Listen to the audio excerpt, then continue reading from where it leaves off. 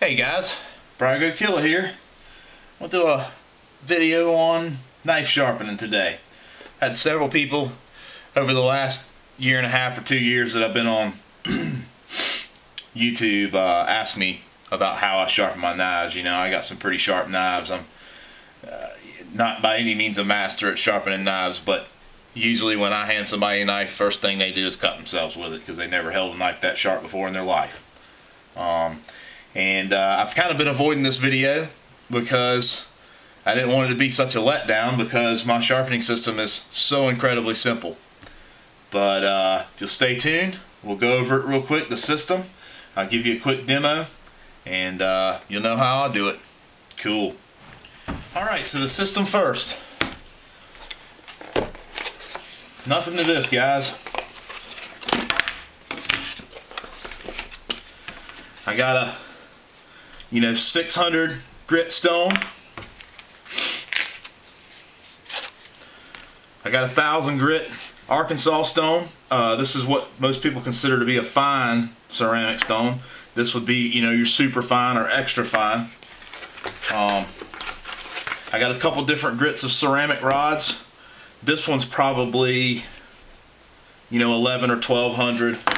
And this one is just super smooth, like a glass, like a drinking glass, super smooth ceramic rod right there.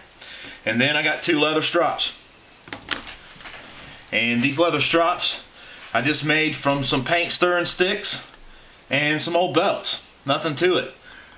Flesh side up on both of these. One of them I used just as raw leather. The other one, I use a little compound on it, and my compound's very simple. Brasso. Anything that'll polish metal will sharpen metal. Just enough aggregate in that to produce a super keen edge. Now, I say my sharpening system is very simple.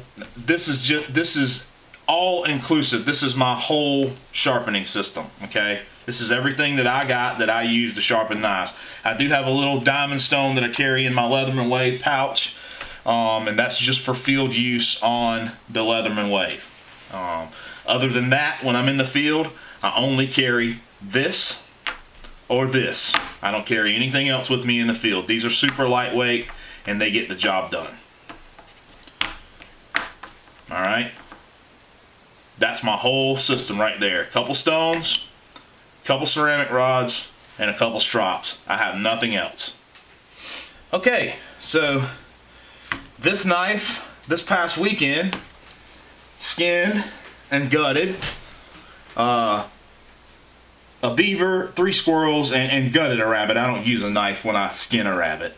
But anyway, I don't know if you can see it or not, but I got some where I chopped that rabbit's back legs into. I got me a decent sized chip right there.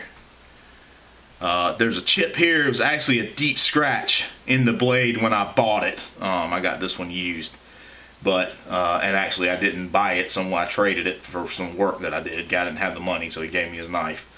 Anyway, I got a little chip here, and then I got this deep scratch right here, which actually kind of rolled over into the actual cutting edge itself when I was chopping the head and the back legs off of the small games that I was skinning. I had them laid on a log, and I was just chopping their heads and legs off. But anyway, so we're going to try to work this ding out. Now, these stones that I use, I certainly will go to the stone in the woods, and this is the one I carry more often than that one. I certainly will go to the stones in the woods if I get a ding in my knife that I need to fix. But these are wet stones, and wet is spelled W-H-E-T in the spelling of the word whetstone, but they don't call it a whetstone because you use it dry. You use it wet. You lubricate a whetstone with water, and you keep water, visible water, on the stone the whole time you're using it. Dip in the creek, sharpen some. Dip in the creek, sharpen some. If you don't, the pores in the stone will get filled up with metal shavings and stone dust, and it won't be nearly as effective. Lay your knife flat, raise it up until you see the edge of the knife meet the edge of the stone, and start slicing off of the stone, just like this. And I like to go stroke for stroke on both sides. If I have a ding, I'll work that area a little bit harder with small circles.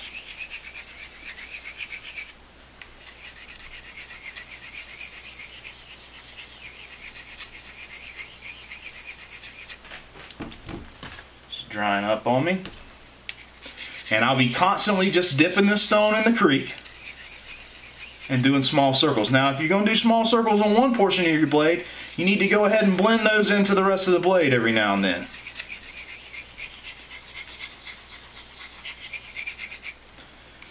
And when you get to the point, and it doesn't take long, keep checking visually until all your dings are worked out.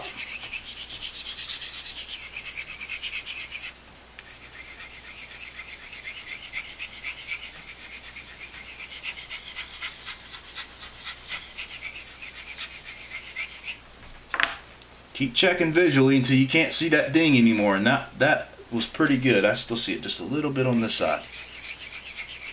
And then stop your hard grinding. That's all you need to do. You don't want to grind the whole damn blade off. I usually follow that up. Once I get the edge where I want it to be with my stone, I'll follow that up with just some nice, even strokes on both sides with very little pressure. Keeping plenty of water on my stone. Again, you're dipping in the creek or pouring a little bit out of your water bottle, however you need, wherever you're at, you need to do it. I usually get by a creek before I dress animals. I'll follow it up with some nice even strokes just to keep that edge even on both sides and to smooth out any swirls that would be left in the edge from my small circles, dent removal. And that edge is going to get pretty keen just off that little water stone right there. I mean, that's going to be decent, okay? I got a big burr on one side. That's another thing. So it's deathly sharp when I feel it right here. Not so sharp when I feel it right here, because I got this burr laid over on this one side. And I try, before I do burr removal, which is just rubbing it on something to pull that burr off of it, I try to even that edge out as much as I can. A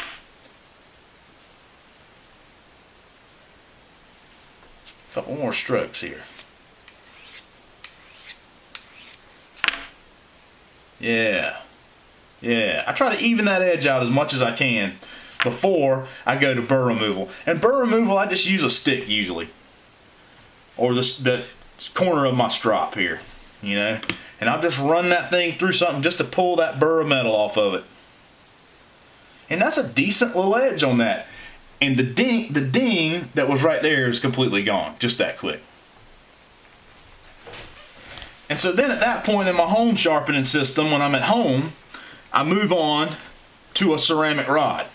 And the ceramic rods don't require any water or anything like that. You're just drawing that knife across that ceramic stone. And some people say, ooh, don't drop the tip of the knife over like this because you roll over the tip of your blade.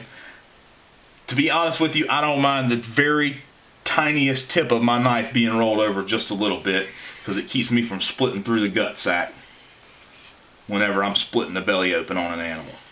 I generally do that. If I don't have a gut hook, I generally do that with the very tip of my knife, running it like that, and it keeps me from cutting through the guts, you know, getting into the innards there. Don't bother me a bit. Then I move up to my super fine ceramic rod.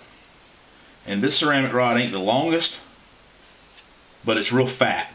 And the diameter of it has a lot to do with it. Your knife is in contact with more surface area the larger the diameter of your ceramic rod is. This one's a 3/4 inch, and it's a good one. And for years, I never even used a strop. This was my finish edge right here.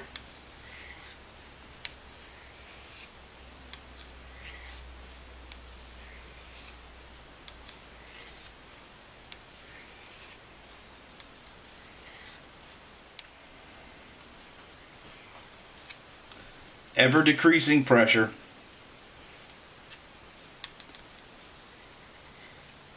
And that'll put just as fine an edge on there as you got patience to get.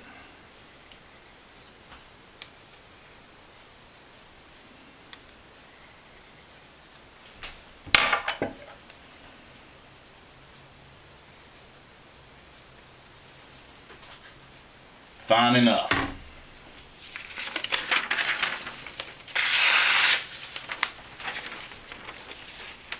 You see that? That ain't hairy at all.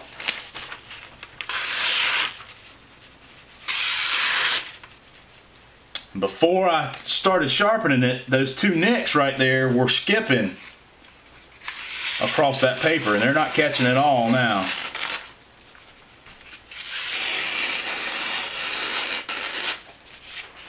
Alright. That is basically how I put an edge on a knife.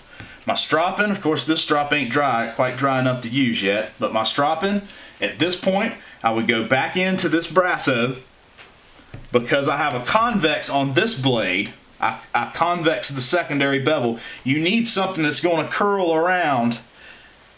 You need to hit it with another abrasive that's going to curl around and polish out that convex portion of the blade, that convex secondary bevel that I put on most of my knives. And then I'm going to finish with a plain leather strop.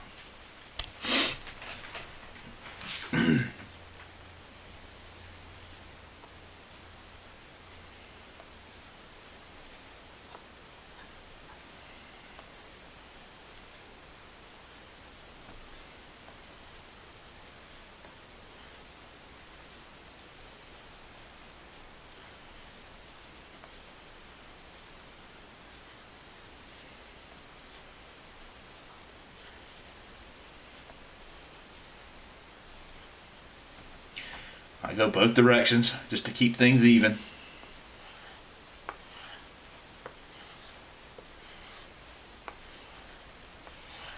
You can hear and feel that strop dragging on the edge. If it's flat, listen. You're not catching that edge. You need to hear that peeling sound. Listen.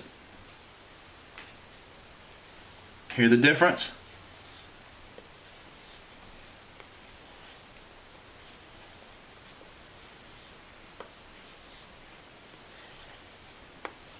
And this portion is where burr removal really is important. Because you're going to work up a burr pulling that edge backwards like that.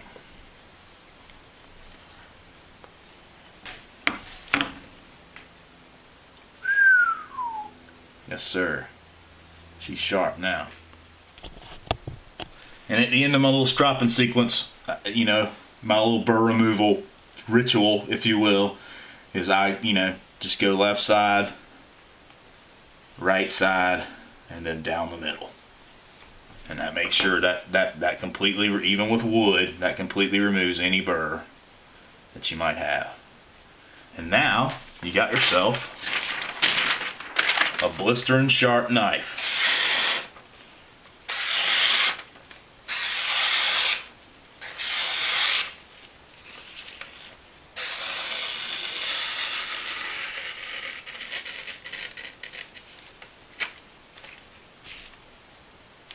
Can't beat that.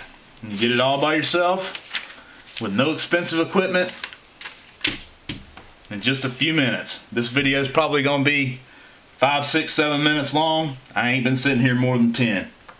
So, again, in the field, I usually carry just this stone or just this smooth Arkansas stone, the soft Arkansas stone, and I'll run it through a course with the stone, heavy, and then I'll run it through a even strokes very lightly, keeping plenty of water on my stone, and then I'll tie my belt onto a tree limb and I'll strop with my belt in the same fashion that I strop, with this, handheld strop right here.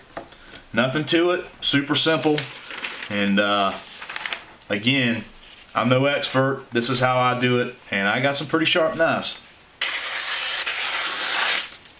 Thanks for watching. We'll see you on the next one.